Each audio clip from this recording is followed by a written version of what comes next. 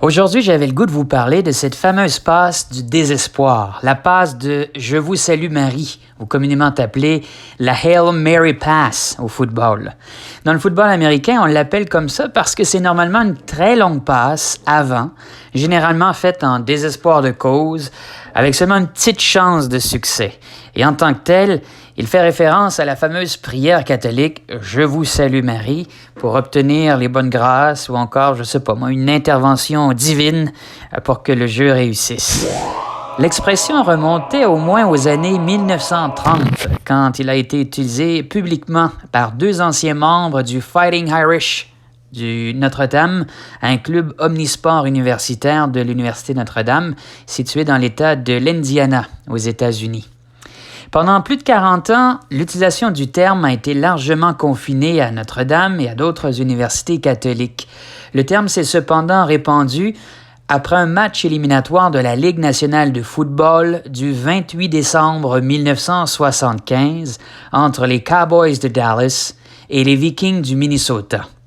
Le corps arrière des Cowboys, Roger Staubach, avait déclaré à l'époque à propos de sa passe de toucher gagnante au receveur large Drew Pearson, « J'ai fermé les yeux et j'ai dit « Je vous salue Marie ». La plus longue passe, Hail Mary, jamais enregistrée, s'est produite cette saison-ci, lors de la semaine 14. Était-ce le corps arrière des Chiefs de Kansas City, Patrick Mahomes, ou encore le corps arrière des Bills de Buffalo, Josh Allen? Eh ben non. Selon Pro Football Focus, le corps arrière des Browns de Cleveland, Baker Mayfield, a marqué l'histoire de la NFL en lançant une passe incomplète, par contre, Hail Mary, de plus de 70 verges le 14 décembre dernier, alors qu'il affrontait les Ravens de Baltimore. Une longue passe, c'est bien, mais une complète, c'est encore mieux. Et ESPN a évalué il y a quelques semaines seulement que seuls 9,7% des essais ou des passes « Je vous salue Marie » ont été complétés avec succès au cours des 10 dernières saisons. Et quelle émotion quand ça marche!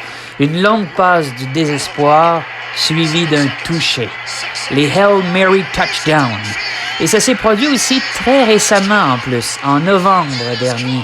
Kyler Murray et DeAndre Hopkins des Cardinals d'Arizona ont stupéfié le monde entier du football avec leur toucher miraculeux Hail Mary Touchdown, alors qu'ils ont volé la victoire aux Bills de Buffalo. C'était le 15 novembre dernier, alors ça vient tout juste d'arriver, un match des plus impressionnants de mémoire récente.